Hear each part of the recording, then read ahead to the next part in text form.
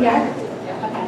Make sure that people in the back signal to us if you can't hear, because sometimes the microphones are, sometimes when we don't hold it close enough when we're talking, people can't hear us. So tell us if you can't hear, please. We already met in executive session and did a salute to the flag there, so we're going to do the roll call, please.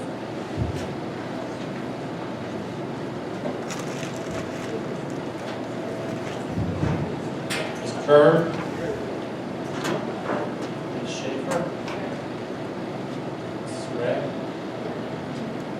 Mr. Salmon. Here. Mrs. White. Here. Mrs. Richmond. Here. Mrs. Porter. Here. Mrs. Woodard. Mr. Markarian. Here. Mr. Syed. Here. Mrs. McKeon. Here. Madam President. Thank you. We're at the statement of public notice in your agendas. This is a regular meeting of the Board of Education in Bergens Township. Adequate notice of the time and place of this meeting was provided, and copies of that resolution were forwarded to the official newspapers as designated by the Board of Education to the Township Clerk, and a copy of the notice was posted on the bulletin board of the Board of Education offices in accordance with the Open Public Meetings Act. We very much welcome input from the public. There are 2 times during regular meetings that the public is invited to speak.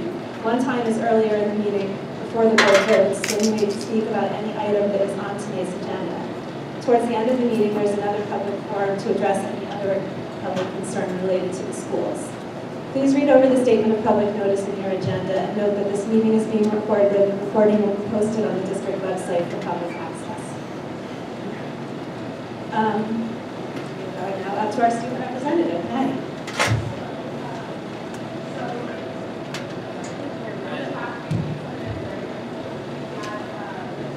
Can't hear her. Take it out and hold it really close. Hold it. All right. So these past few weeks have been very eventful. The Ridge Boys hockey team brought home a state championship, which was so much fun to watch in the stands with huge fan section. And it was just a really awesome event for student government's action towards cultural spirit. And along with that, we had our spring sports starting up with lacrosse and baseball and such. We'll definitely be out there supporting them this next season. We also had the high school musical play production of Old High School Musical went on this last week, and it was really awesome. I think they sold out every show. It was just a phenomenal performance and really great show of their talent in the theater. And also, student government is putting on Rage Factor March 29th, which is a talent show. And this has amazing talent provided woodwork that the school never has. People with a great piano, all sorts of things. So March 29th, $10. And also Mr. Ridge, which is just hilarious. Guys, really things on April 25th. And so, yeah. Does anyone have any questions for Maddie? Comments? Yeah, I was at high school musical. That's amazing. Okay, thank you. The board is going to sit over there. Presentations. So we'll move there.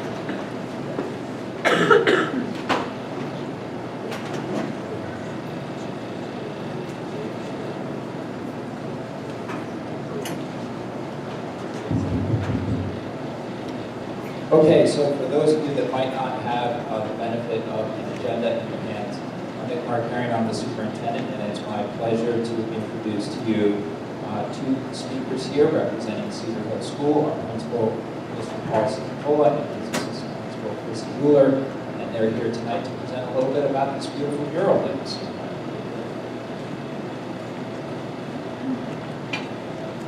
Good evening, welcome to Cedar Hill School. We are delighted that you are able to view firsthand the beautiful mural now lining the walls of Cedar Hill's cafeteria. This project has been a labor of love for our entire school community, and we are happy to share our journey with you this evening. I want to begin by thanking the Board of Education members and our superintendents, Mr. Markarian, Mr. Sy, and Mrs. Fox, for their support of our vision for Cedar Hill School. Last spring, Cedar Hill buried a time capsule to mark its 60th birthday. Like the time capsule, where every student contributed an item to the capsule, our new mural is a time-honored way of capturing the history and preserving it for time. Murals, paintings on walls, tell a story through pictures, and are an art form that we have seen throughout history. Think about cave dwellers in prehistoric time who carved and painted images on walls to tell the story of their lives. In ancient Egypt, pharaohs had elaborate pictures painted on burial chambers to chronicle their lives. They believed you could take it with you. During the Middle Ages in Europe, stained glass windows helped teach the populace the tenets of their faith. And during the Great Depression, Franklin Roosevelt's administration commissioned artists in the Works Progress Administration, WPA, to create murals on the walls of public buildings as a way of putting people to work and to tell the story of a resilient America. An America grappling with an economic catastrophe, an America with grit. Many of these WPA murals are still visible in the lobbies of town halls, banks, courthouses, and city halls across our country. Like those murals throughout our history, our Cedar Hill mural tells a story and has a story of its own. This mural story began last year following the completion of our playground renovation. As we finished putting the final touches on both the main playground and the newly created sidewalk playground, the Cedar Hill PTO board, Mrs. Euler and I, were eager to move to our next project to enhance our students' learning environment on a daily basis. The next logical place on which to focus our efforts was our cafeteria and stage area. Now, if you've been in our cafeteria and stage over the last couple of years, you would see a room that needed some updating. I kept describing it as an 80s fast food restaurant with bright green and yellow painting lining the walls. Not awful, but as we looked to make changes that would provide a soothing and more relaxing environment for our students, we all felt this was a necessary change. Our renovation committee formed. Teachers, parents, and administrators came together to brainstorm ideas about how to make the cafeteria a better environment for our students. We had already started on our stage, cleaning up the clutter, removing the items that were unrelated to the music or drama programs, and installing shelving for more storage and whiteboards for teaching. For the cafeteria itself, we looked at past climate surveys, talked with our student council members. We took a road trip over to Oak Street School cafeteria because we knew of Dr. Costa's cafe model. Our goal became to provide an enjoyable and relaxing environment where our students could eat lunch peacefully and interact with each other in friendly conversation. This idea connected with our district goal of reducing stress in our students. This work resulted in our first major renovation, the new round tables. You can see these, turn around, in the room in the back. We wanted a seating arrangement where all students were equal at the table. No student was marginalized to the end of a bench row. Now each student had a seat of his or her own. All students sit at an equal distance to the conversation, and there were a maximum of 8 students per table. The change to the round tables had been established. Our second major renovation is the mural itself. We contacted Ms. Karen Frost Olmsted, a local artist who had designed and executed the Oak Street mural. In the summer and fall, she met with our committee, including the PTO, and our project was on its way. A timeline was developed. Again, we approached our student council to talk with their constituents about what would be included on this Cedar Hill mural, And if you look up here, I'll read a couple of them out loud. Goldie the Owl, that's our mascot. Mrs. Davignon's kindergarten class wanted a circle of friends, handprints, owls, dots, and emojis. We have compassion, honor, and service, some information about field day, a magical garden, foods, landscapes, pencils, books, basketball, sporting equipment, space, stars, and pens. So lots of positive things. By December, preparations had begun to ready the walls for painting. We are extremely grateful to the Monk family and Monk's Painting and Home Improvement, patching the cracks in the walls, smoothing the surfaces, and painting the base coat. So right after Christmas time is what it looked like. Following the wall preparations in December, final designs based on our planning and meetings with the artist were shared and approved. The artist's residency was scheduled for late January into February. And if you take a look at this slide, what you're seeing here are the artist's renditions superimposed over photographs from our cafeteria itself. So this is not the actual mural, this is just her conceptions with her notes in there. And then on the left side, you see her color palette for the project. Pretty extensive.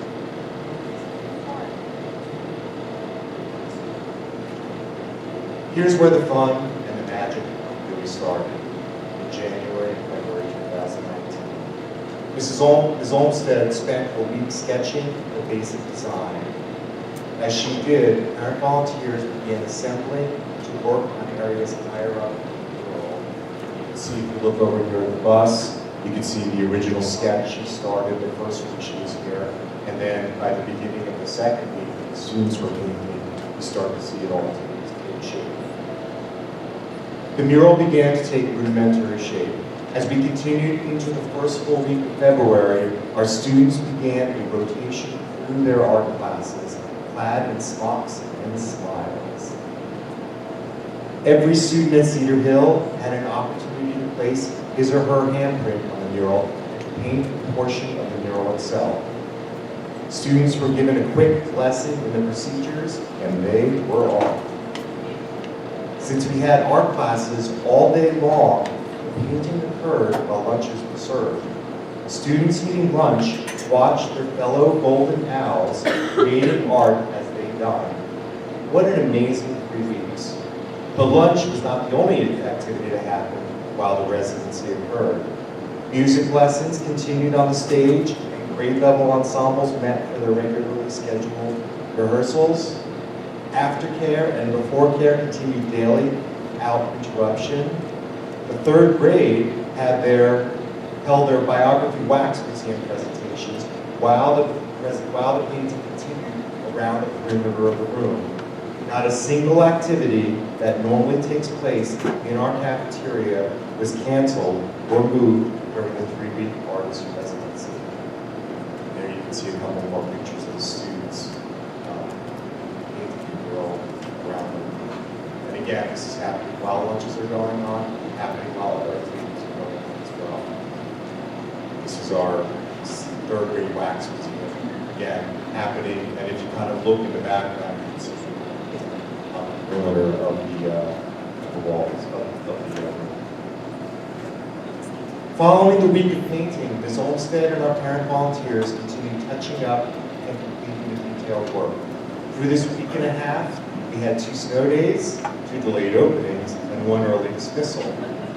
By the end of President's Day week, the painting was done, and Mrs. Olmsted was gathering her supplies and heading off to a new project. That Saturday, Mr. Monk's crew returned and painted the clear coat protective layer on the mural to preserve it for the future. In all, about 550 students in our building had a chance to paint the mural and put their handprints on it. Over 100 parent volunteers were involved in the painting and or assisting our students with their painting. 85% of the Cedar Hill families placed a child's name or family name on the walls. Several of the names of the students are not even here yet. Several of the names of the students are Cedar Hill alumni who have already passed through the halls in middle and high school. As I remarked earlier, like other murals, the Cedar Hill mural tells a story of Cedar Hill. Look around the mural and you can tell a lot about Cedar Hill. On the tail of the plane is the year the original 1956 cornerstone was laid. The banner flowing from the plane states our motto: compassion, honor, service.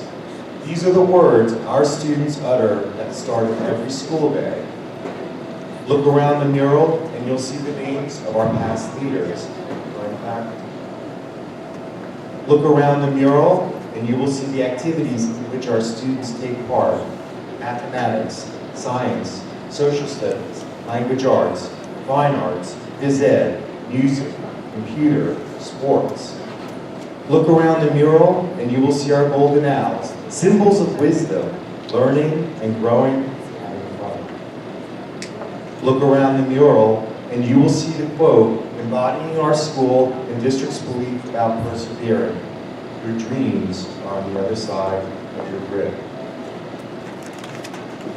There are so many people to thank for helping to bring this mural project to fruition. The PTO board under the leadership of Ryan Parker and Elizabeth Binhall, the committee chairs Michelle Jacoby, Charlene Sawsville, and Megan Flynn, our PTO vice president of fundraising, Vanessa Lombardo, Treasurer Trevor and Karen Monk, Sherwin Williams and Aramark for painting supply donations, our art teacher, Miss Alexandra Drobick, who in her first year of teaching has executed several extra projects, including this one at my request. Our faculty and staff, my assistant principal, my entire custodial staff under Mr. Leroy Sutherland, and finally, our Cedar Hill students, our golden owls. This mural is for them and by them to enjoy for years to come as they put their own future mark on the street. Thank you.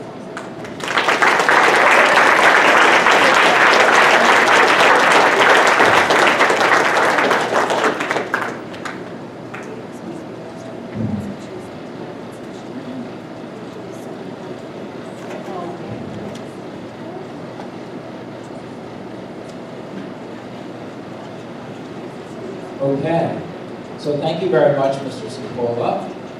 We are going to transition at this stage and switch to a preliminary budget presentation.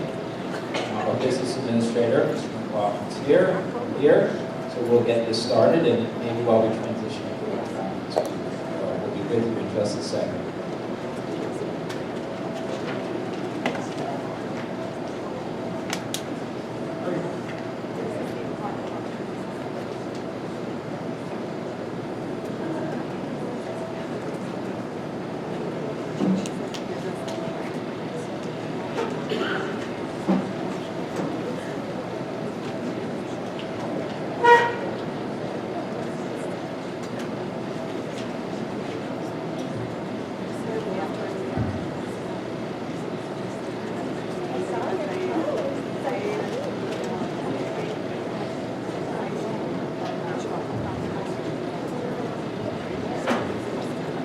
Good evening and welcome to the presentation of the fiscal year 1920 preliminary school budget.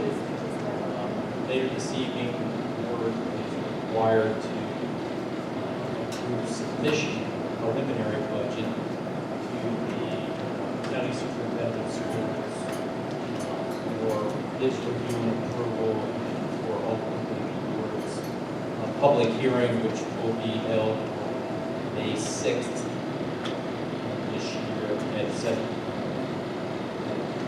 Acton High School. With that said, in here, usually do is start off with just a comparison to the current year, and I want to give everyone the caveat that all of the presentation that you see here in terms of 1920 is the preliminary proposed budget. You see for fiscal year 18. Which is the school year that we're currently operating in, is the budget as it was approved by the Board of Education last May 2020.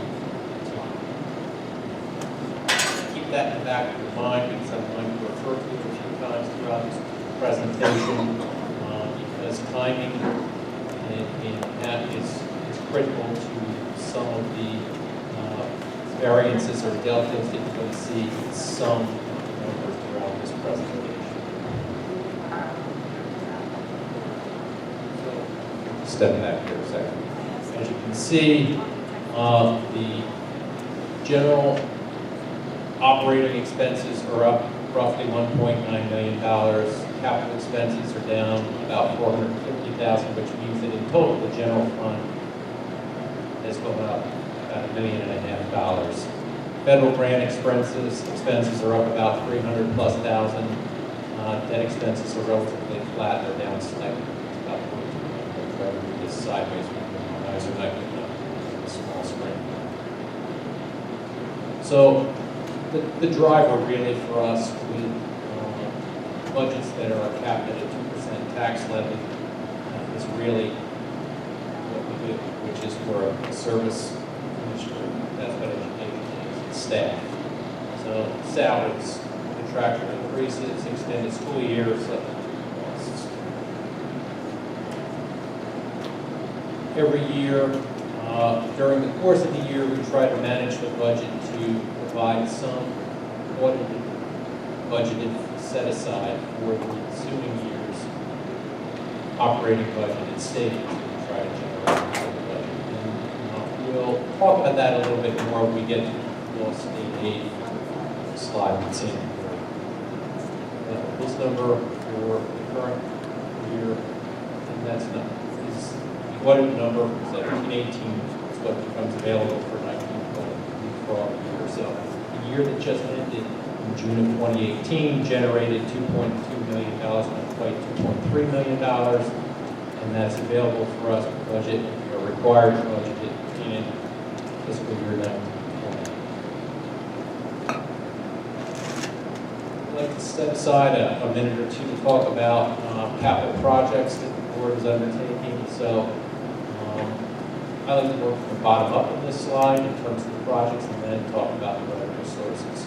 We have two major projects that are going to be undertaken in the next school year.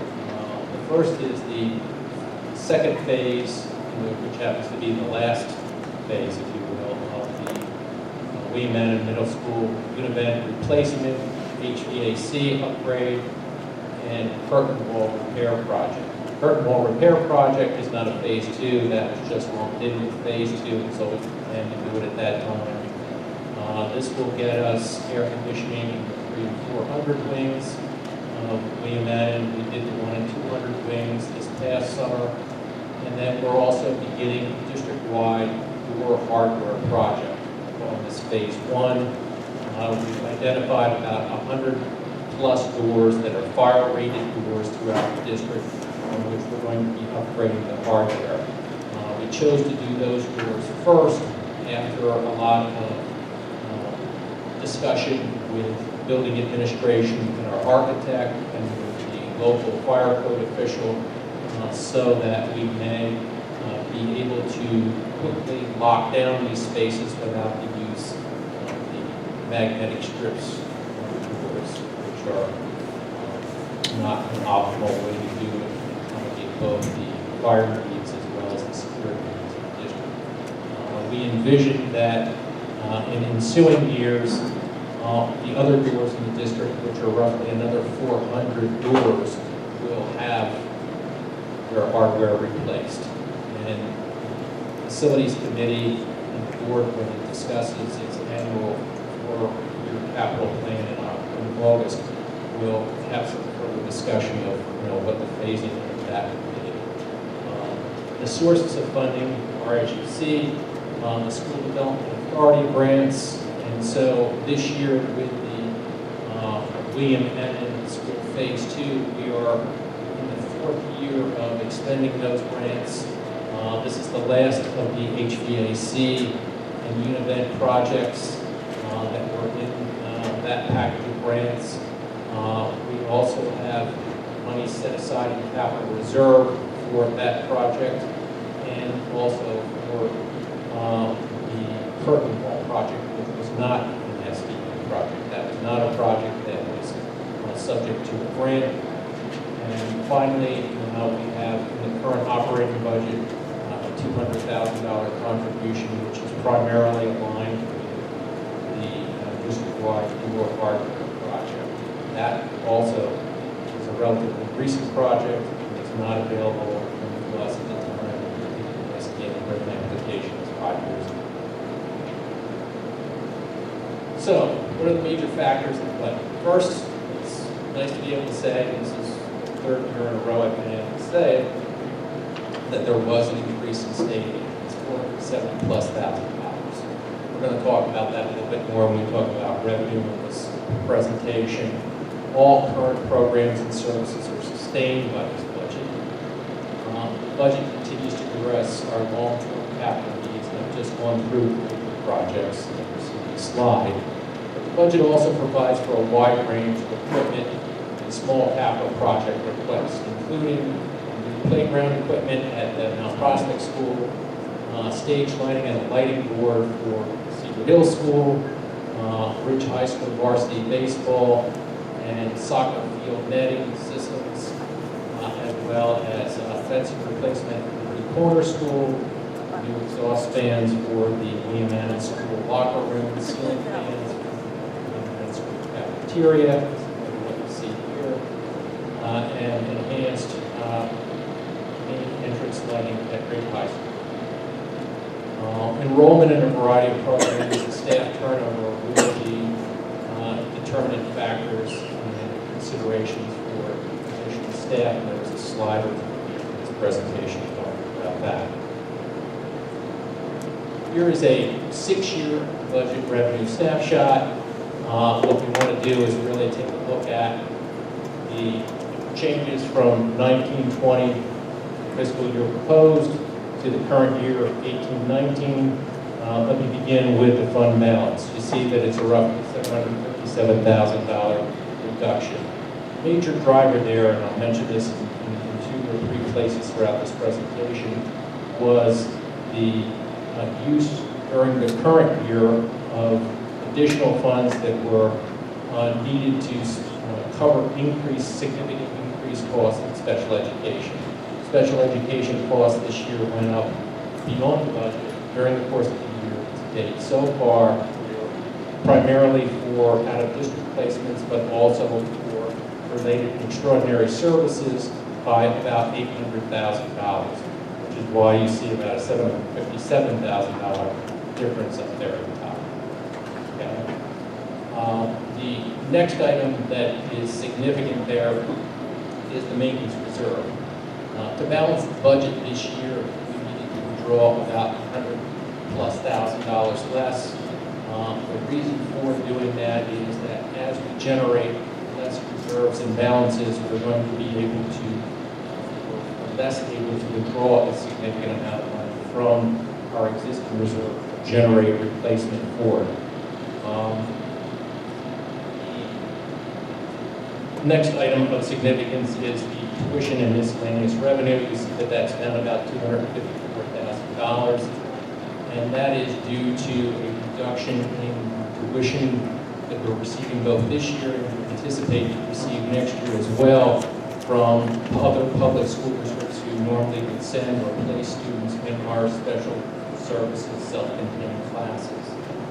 The reason for that is that our own population of students in those self-contained classes has risen, and there are fewer available spaces for those out-of-district students to come here, and therefore our tuition is down about $250,000 as a result of that. The tax levy, and I'll talk about that a little bit more in the ensuing slide, it's up $1,000,007. That's a 2% increase over the current year's tax levy. State aid, and this is where, remember, way back in the beginning, I said these are budget presentations. It shows that it's up $904,000, but you may say, and McLaughlin, you indicated a few slides earlier that the state aid increase was $470,000. The fact is that when you look at that $3.7 million number, 19 column, that number was what the board knew and approved when it approved its budget in May 2018. You may or may not recall that the legislature subsequently, when it approved the state's budget at midnight on June 3rd of 2018, decided that it was going to allocate to many school districts throughout the state additional state aid. So that additional $400,000+ we got was not in this budget presentation, and it was not in the budget that we adopted at the time. So that's why you see that difference. It's a timing difference. SEMI is a program that's the State Education Medicaid Initiative. What is it for those of you who might be asking yourself and saying you're not familiar with it? Well, what it is a state mandated program in which the state has an outside contractor that says we anticipate or expect that your district will have above 40-some students that would be eligible for it. They are projecting we have 47 students that would be eligible, and those eligible students would have to meet several criteria. First, they have to be Medicare eligible. Second, they have to be in special services and receive some sort of health-related service such as speech, OT, or PT, which are reimbursable under Medicaid. And finally, their families have to consent to participate in this program. I won't belabor it beyond that. The state gets the lion's share of the money. For whatever we collect, they get roughly 80 cents on a dollar, we get 20 cents on a dollar. That's kind of typical of what the state does. It's a mandated program, it's not a lot of money, but it's part of balancing the total presentation here, so I must show it. Federal grants, you see a $329,000 increase there. Again, timing is the issue. When we did this presentation a year ago, we had received from the state grant services a letter of notification that we weren't going to be receiving Title I aid. And as a result, we built the budget without that $300,000+ in the budget. We were subsequently notified in June that the state made a mistake, and we did get the money. So we are getting it this year, and that's the reason for the delta that you see of $329,000. The tax levy, as you can see, is relatively flat. It's down roughly $1,400 for the debt. And the state aid number is relatively flat as well. It's down about $373. So all in, including federal funds and debt monies, we're looking at a budget of $104 million.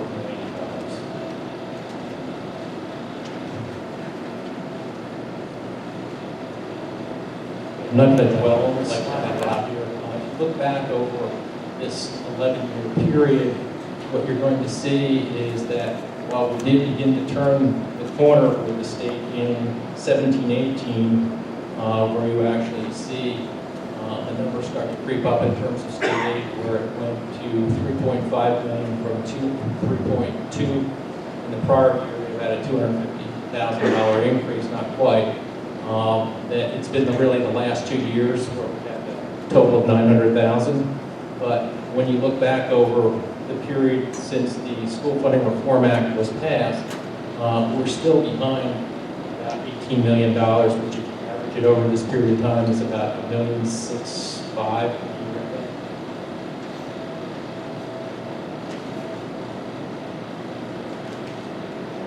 year. The 9-year tax history.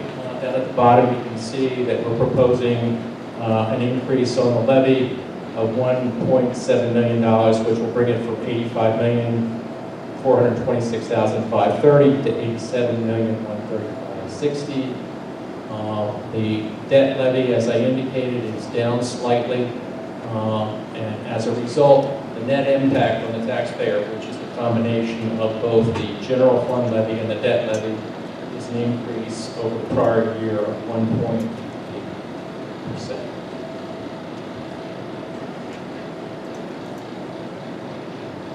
So we're going to drill down a little bit more into the budget. And really, this slide is no different from the very first slide that I showed you. The last three columns are identical. This just gives you a frame of reference for where we were 5 years ago.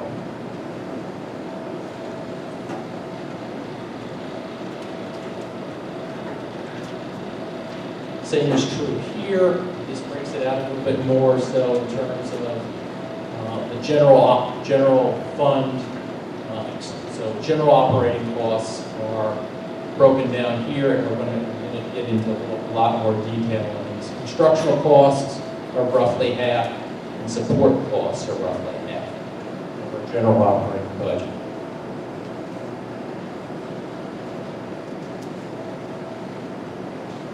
So now to break down that first half, you can see where we were in 15-16. You can also see where we are in terms of the proposed budget, and most importantly, what the changes are between the current year's budget and the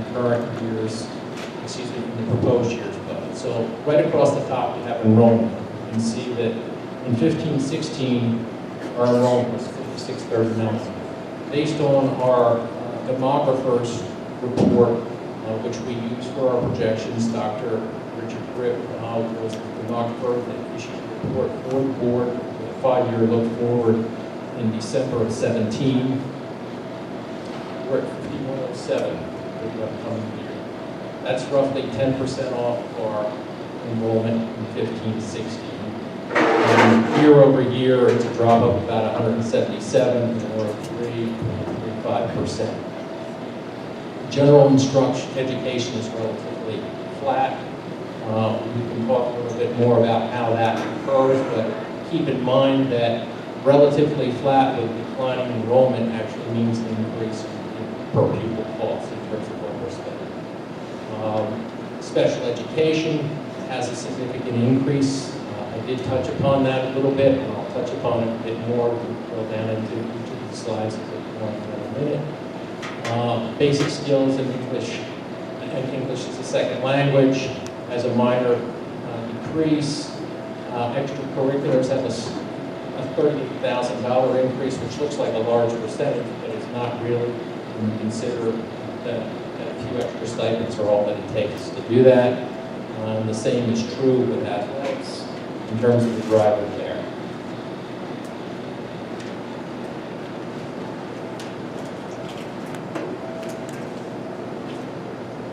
We throw this slide in because there are some folks that like to see it. Okay, it basically shows you what the amount is that we spend for instructional staff in each of the buildings, and what is in there for supplies and purchase services. This, all 6 of the buildings, back to that $30,192,000 you see in orange there under the 5107 there.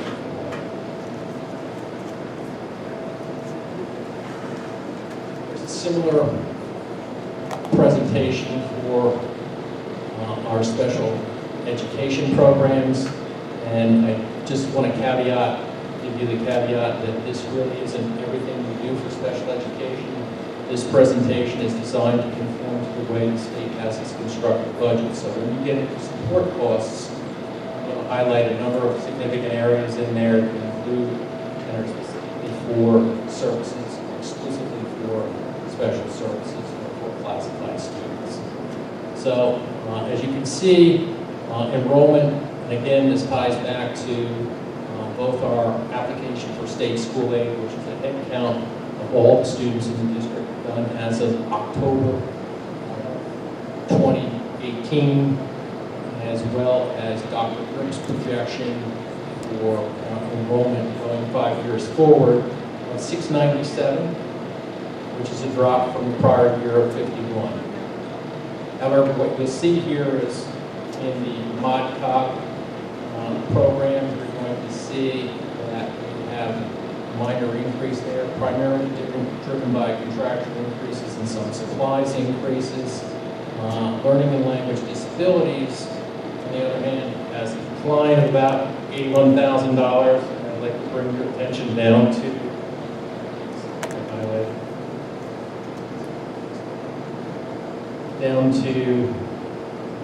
behavioral disabilities program, and it's almost a complete offset. And the reason for that is that primarily in these programs, as students' needs change or aides are reassigned, we see that, the special services, child study teams, and staff make those changes throughout the course of the year.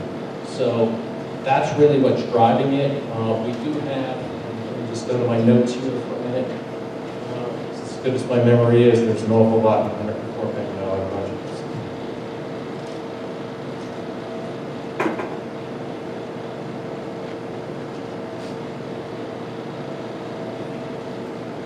So those two are basically offsetting. There's not a net change in bodies between the two there. Where we do have a significant increase in bodies is we have a couple of additional bodies in resource room. So that's part of you see that further down below where there's a $176,000 increase. There's some additional aides in there, as well as contractual increases for staff that are driving that number there. Really the big driver that's out of the ordinary here is all the way at the bottom of your tuition, and I alluded to that early on in my presentation, in which I indicated that in this year alone, we have about $100,000 of additional out-of-district placement costs for students. So that's really the big driver there. The other thing to consider is, and we'll see this when you get into support services, is that we do have more students with greater needs in these programs. So we have to put more resources into them. So while the overall number of students is down, those number of students that require more significant services is up slightly. There are a subset of that which we'll break out.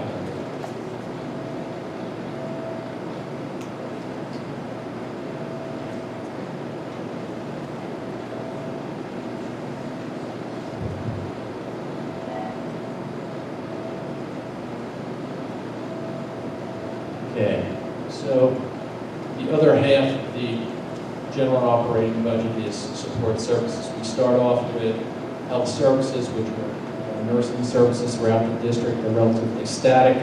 And again, when you look at the total FTE by program funded year over year, to go back to about the third slide where I said all of our programs and services are sustained, and we're looking at essentially the same headcount as well, other than any positions that we would identify, talk about at the end, which would be in the budget after consideration of IEPs and turnover. Related services and extraordinary services. So we've got over about a $250 million increase just between the two of these, and the related services, for those who are unfamiliar with them, are things like OT, PT, and speech that are provided for primarily students with classifications. And extraordinary services are things like one-on-one nurses, special and/or special home services that we have, as well as instructional aids for students that are classified. Again, the increased cost here really is driven not by the overall increase in the number of classified students, but rather the increase in the number of those students that are classified that have intensive services. Guidance services has a $60,000 increase, and you may ask how that came about, but when you think back to what I told you a few minutes ago about the revenue slide and the federal programs, I indicated that when we did the budget last year at this time, we had been told that we were not going to receive Title I funds. At that point, we had reached out to Ms. Ali Stanzione to ask her what she thought would be necessary to sustain the level at a minimum of service and program receiving and providing with those federal funds. And we had a $100,000 item that was included in the general fund budget. That item, since we received the federal funds, is no longer necessary. So that accounts for the rollback, if you will. That $100,000 is not needed as a result of our being assured that we're going to receive those federal funds. We are now, the child study team, again, relatively flat, no change in staff there. The other reason for some of these flattening costs is that we looked a little bit harder this year at some of the support costs.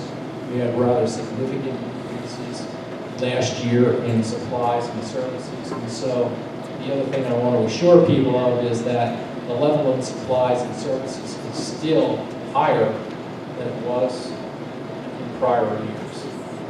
We have over the 2-year period, I think something like 15% increase, if I remember correctly.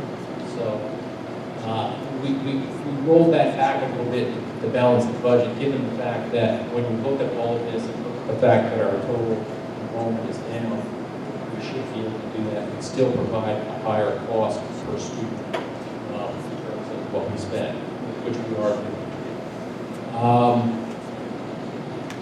Media centers has a minor increase in it, primarily driven by salary increases and some supplies and services. We're relatively flat also on supervision and improvement. Central services, let's talk about that for a minute. So central services has some significant increase there. We've got $300,000. What's driving that? Well,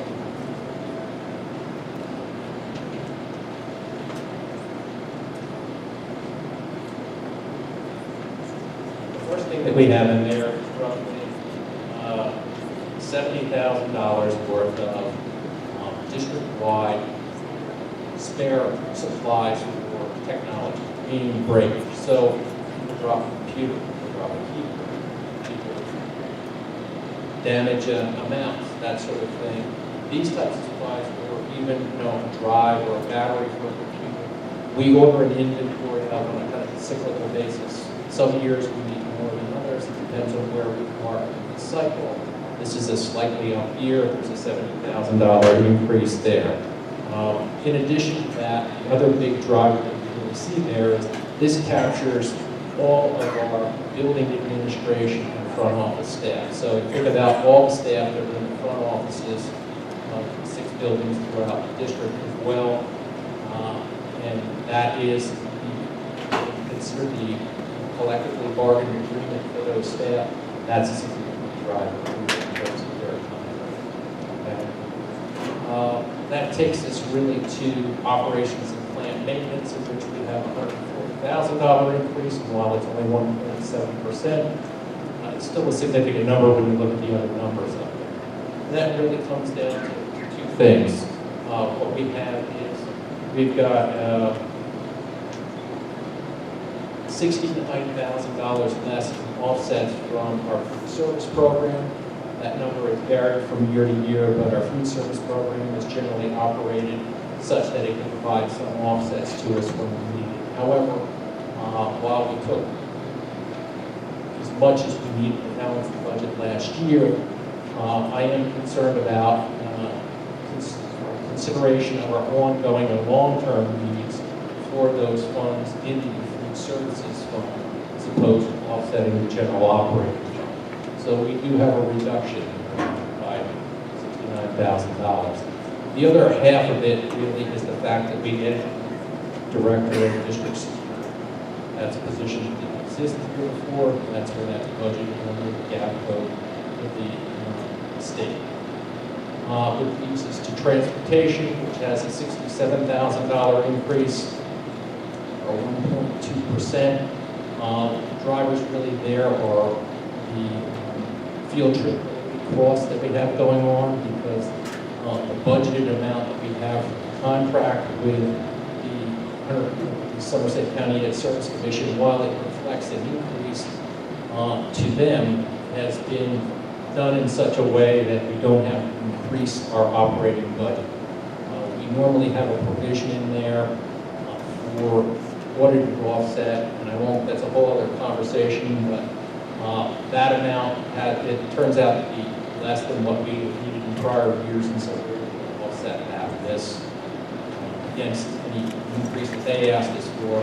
We're also looking at what can be done in terms of the efficiency of the number of routes that we have.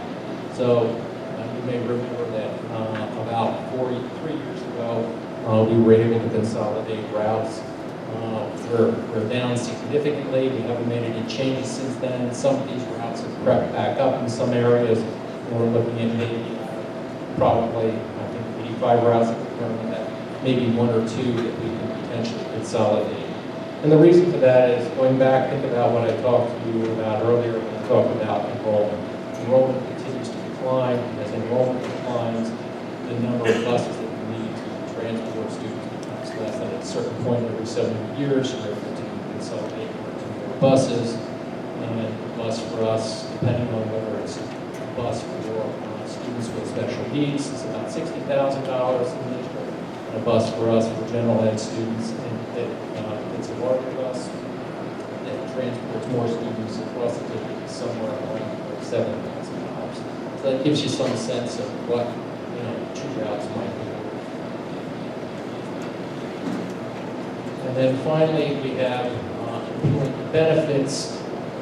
That has a $218,000 increase. That's 1.51%. That is not. There is no driver there for health benefits. The increase really here is in the FICA, which is the Social Security, and the pension payments that the board must make for its non-certificated staff. So to the extent that those salaries go up every year in the budget, there is going to be a corollary increase in those costs in the budget. They are continuing to be under that grouping entitled employee benefits. That's how the state aggregates those. And we're looking at about 1.5%. Because you think, if salaries go up 2%, it'd be going up 3%. Not necessarily, because again, as I indicated, it's only on non-certificated staff that we pay those costs, or on costs for certificated staff, like stipends, that are not considered pensionable. So anything that's for certificated staff and that is pensionable, which is the large portion, the lion's share, if you will, of what we pay out in salaries, is reimbursed to us by the state. But there is still a significant amount that we do pay, for example, for staff that are not.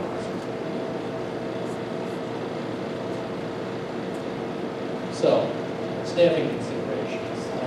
New positions should be financed through attrition, student enrollment changes across the district, student requests through the scheduling process, IEP-driven requirements, and other data-driven needs. Mr. Markarian, do you want to speak to the last slide? Or? Sure. So, just quickly before I jump in on this slide, I wanted to mention with regard to what Mr. McLaughlin was explaining also on some of the administrative cost increases and explaining that number.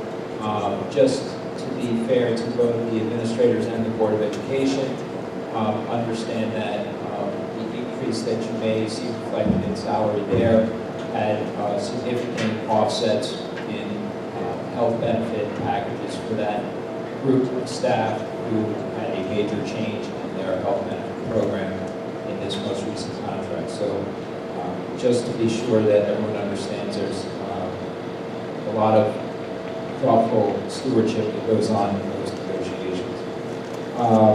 So with regard to the staffing considerations that Mr. McLaughlin described, this has kind of been our pattern over the last several years in light of the fact that the budget is, as you know, tight and has been tight for many years now. When it comes to staffing, you basically look to the pool of dollars that are already allocated for staff in the district. So that means that we're looking at staff turnover. We're also looking at enrollment to the point where perhaps we are realigning the staff resources with where the student needs are. As enrollment might change at a particular grade level or at a particular school, sometimes we're remarshaling those staff to do different things. Or we may have situations where staff are retiring, and we're able to take advantage of that retirement and perhaps have enough funds to hire some additional staff. So what you see happening is perhaps a change in head count in terms of the total number of staff working in the district, with the goal of not actually changing the amount of dollars being spent for those staff. So when we talk about growth positions, we're not saying that we're able to fund growth positions with new dollars, because we know that we don't have enough new dollars to handle the salary increases of existing staff. So it really makes it difficult to add staff beyond what we're able to afford with new dollars. We have to take advantage of the current allocation of dollars for staffing in order to be able to try to increase the full-time equivalents of staff performing services in the district. So that's what you see pictured here, is some anticipation of what that might be, because we know we have some needs in terms of American Sign Language. We already know that. So we're able to anticipate that we would like to get a teacher for that purpose. English as a second language, we're very confident that based on the trends that we're seeing, we're going to need some support in that area. So that's very likely for us to try to staff that position. Instructional coaches have been something that the district has really missed this year. We're trying to bring that back for next year. And the last two items that you see there are related to theater and dance at William Manning. So you may or may not be aware of the state's monitoring system for public school districts called QSAC, is the acronym. It's an accountability continuum that the state uses when they monitor us on a 3-year basis. And sometimes with that monitoring program, you're catching up on changes that have occurred since the last time that you were monitored, or law changes that they are seeking to get districts to do. One of the things that we're looking at are the theater and dance programs, and at least having elective opportunities available for students in that age bracket. So that's why we anticipate trying to fill these two positions as well. As Mr. McLaughlin also noted on the prior slide, we do try to respond to student scheduling requests to the best of our ability. Sometimes that creates a little room to do something different, and other times it creates a strain on the existing staff, and we have to mitigate that. We know that in particular at Ridge High School, we have a lot of elective offerings, and students are supposed to have their elective requests into us right around the end of this month, beginning of next month. So that's why it's really important to understand this is a preliminary budget. As Mr. McLaughlin pointed out, we do have to submit a preliminary budget to the county office to have the entry into the state software system so that they can begin to give us preliminary approval. And then we do formal final approval in May. As Mr. McLaughlin noted, that presentation will be on May 6th.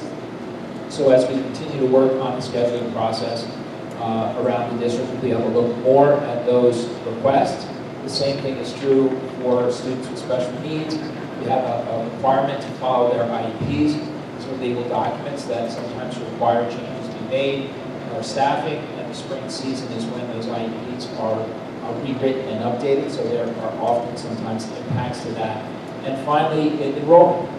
We know that student enrollment does fluctuate, and at the end of this month, we have kindergarten enrollment, which is a major driver in our staffing around the elementary schools, and can sometimes make a big difference. We know that once the students are kind of in the system and they move up through the elementary levels, you see typically very little change as a cohort of students goes from kindergarten first to second. That enrollment is generally very stable once they've entered the schools. But when they're initially showing up, it's a little bit of a wild card, we're not really sure. Despite our efforts to work with demographers, we come up with good estimates. There's no exact science there. So we have to see how those numbers play out. They can sometimes make a difference. I would anticipate at this time that we'll be in pretty good shape. We might have a situation where a teacher moves from one elementary school to another to balance things out. But what I'm seeing right now looks to be about flat, maybe up or down one section here or there, depending on how those kindergarten numbers play out. So that basically is our preliminary budget presentation for this evening. I want to thank Mr. McLaughlin for his hard work in making this happen. We'll see how things progress over the next couple of months. We will be back, of course, in May to give you our final presentation on the subject. Thank you for your attention.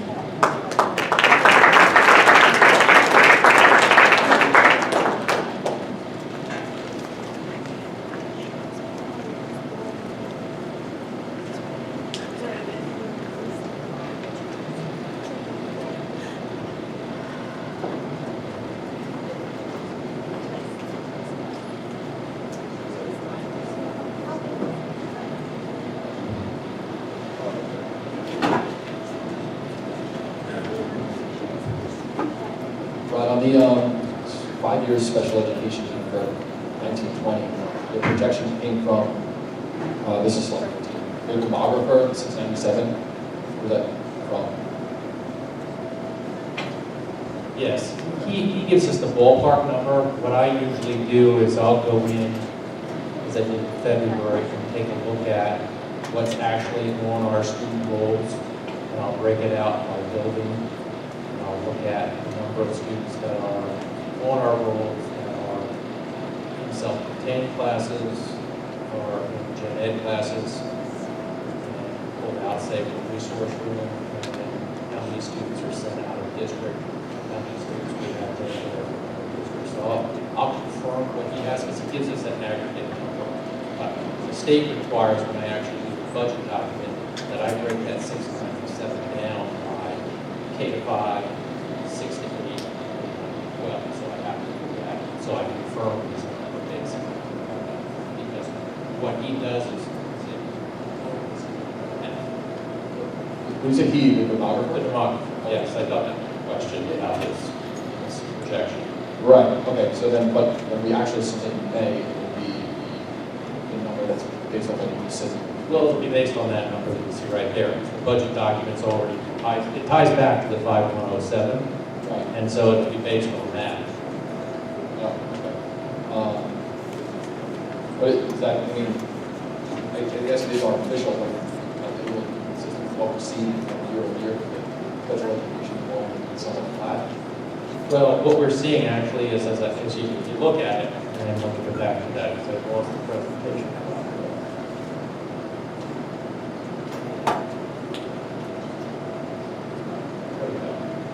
You can see that the number is actually down. Okay, so the total population is down. That's not inconsistent with the total population of students going down. What I indicated was throughout the conversation that there is a subset of those 697 students that has increased that require more intensive services, be they students placed out of district in terms of the nature and type of service that they have, or students in district, which is why, for example, we have a reduction in the amount of tuition that we can get from other school districts sending us their classified students, because we have more students in those classes.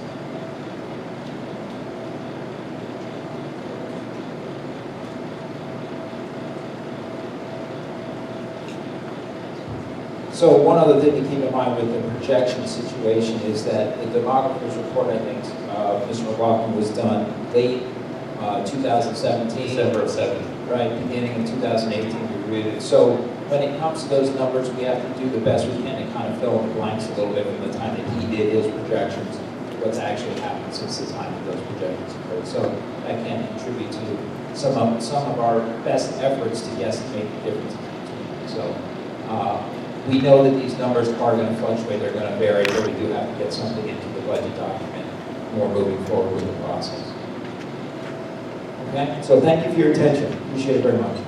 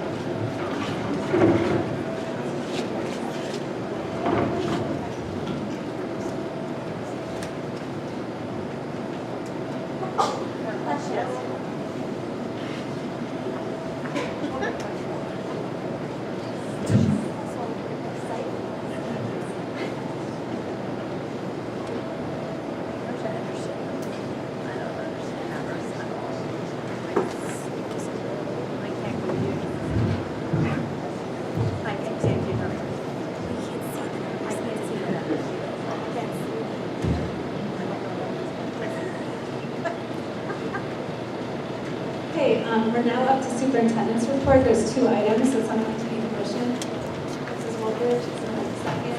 Mrs. Korn. Does anyone have any questions or comments about the items before we vote? Okay, roll call, please. Mr. Byrne?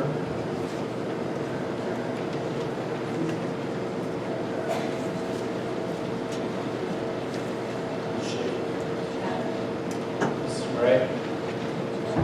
Mr. Savick? Mrs. White? Mrs. Richmond? Yes. Mrs. Moore? Mrs. Wolf? Yes.